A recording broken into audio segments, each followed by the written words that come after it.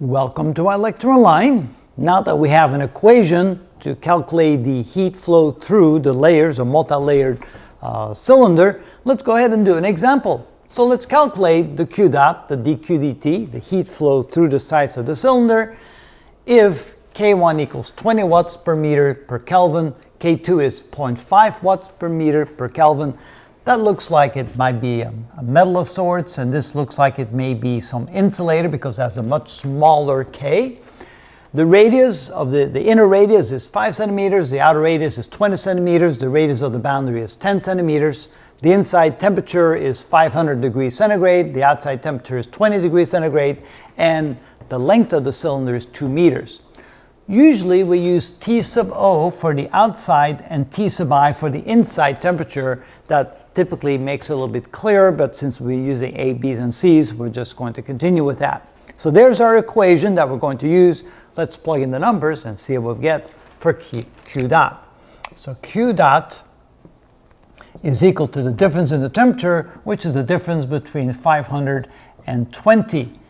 And of course, that would be centigrade degrees or Kelvin degrees. Those are the same size degrees. And then in the denominator, we have the natural log of C over A. C is 10, A is 5, so it would be 10 divided by 5. Now, we don't care if that's expressed in centimeters or meters because the ratio, with the ratio, the units simply disappear, divided by 2 pi times K1, which is 20 watts per meter times centigrade degree.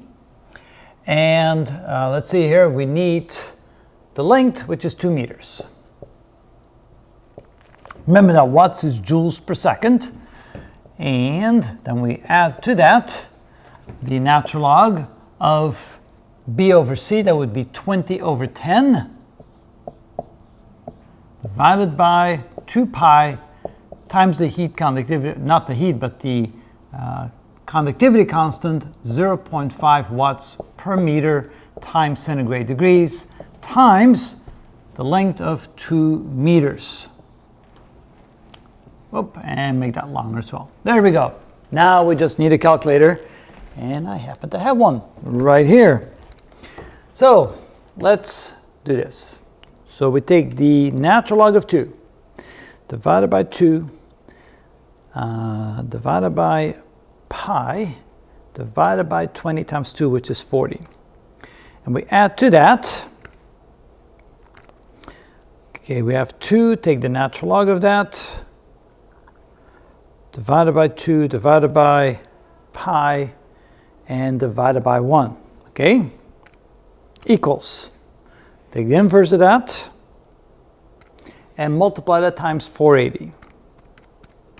And we get 4,245 watts. Q dot is 4,245 watts.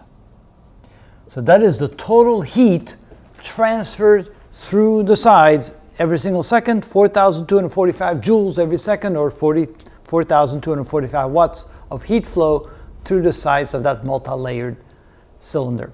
And that is how it's done.